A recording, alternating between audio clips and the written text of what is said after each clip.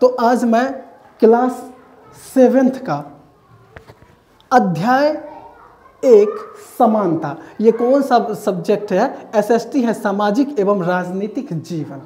ठीक है, तो उससे मैं पहले चैप्टर का, इससे पहले मैं 7 क्वेश्चन आंसर करवा चुका हूँ और ये 8, 9 और 10, इसमें 3 है, लास्ट है, ये मैं करवाने जा रहा हूँ। ठीक है, तो ध्यान से देखना है।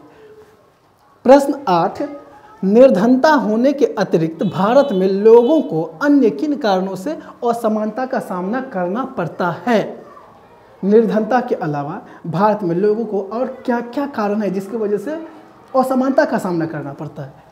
तो उत्तर है, लोगों को निम्नलिखित कारणों से भी असमानता का सामना करना पड़ता है।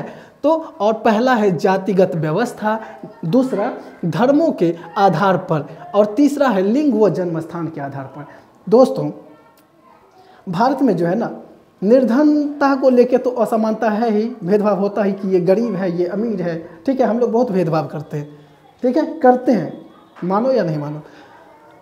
उसके अलावा जातिगत व्यवस्था, जाति को लेके भी असमानता है कि ये इस जाति के है, ये नीचे जाति के, ये ऊंचे जाति के हैं। ठीक है, और धर्मों के आधार पर तो होता ही है कि ये हिंदू है, ये मुस्लिम है, ये सिख है, ये ईसाई है। ठीक है, और लिंग व जन्मस्थान के आधार पर भी कि ये लड़का है तो ये लड़की है, लड़की ये नहीं कर सकती है, लड़का वो नहीं कर सकता है। ठीक है, तो इस तरह से भी हम भेदभाव करते हैं। अब है प्रश्न 9, संविधान द्वारा क्या प्रावधान है? यानी संविधान में क्या क्या चीज़ें बताया गया है हमारे देश के लोगों के लिए। ठीक है, तो संविधान द्वारा प्रावधान निम्नलिखित है, यानी ये चीज़ें है। क्या है? तो कानून की दृष्टि में हर व्यक्ति समान है। ठीक है, संविधान के हिसाब से कानून की दृष्टि में हर व्यक्ति समान है।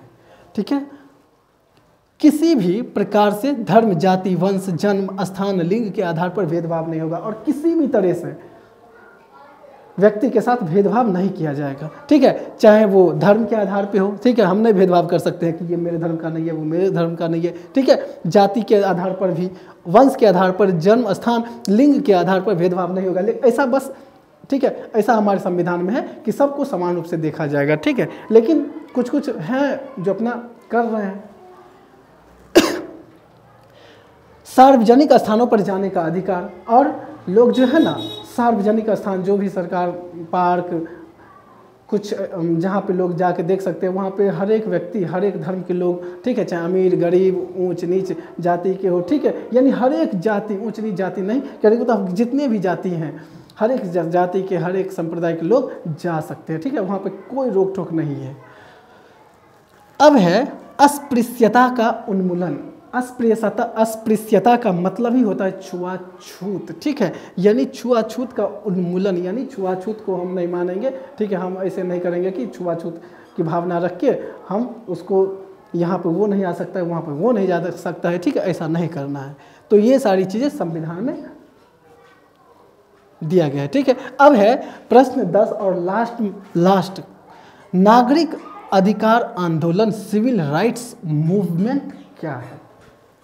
तो देश में वैध नस्लीय अलगाव, भेदभाव और मताधिकार से वंचित करने के लिए संयुक्त राष्ट्र अमेरिका में 1954 से 1968 तक एक सामाजिक आंदोलन और अभियान था। ठीक है, अमेरिका में जो है ना, अमेरिका में लोगों ने 1954 और 1968 तक वहाँ के निवासी लोग आंदोलन किया था। ठीक है, वहाँ पे जो है ना भेदभाव किया जा रहा था। ठीक है, तो उसी के आंदोलन, उसी को के खिलाफ जो आंदोलन किया गया था, उसी को जो है ना नागरिक अधिकार आंदोलन या सिविल राइट्स मूवमेंट कहते हैं।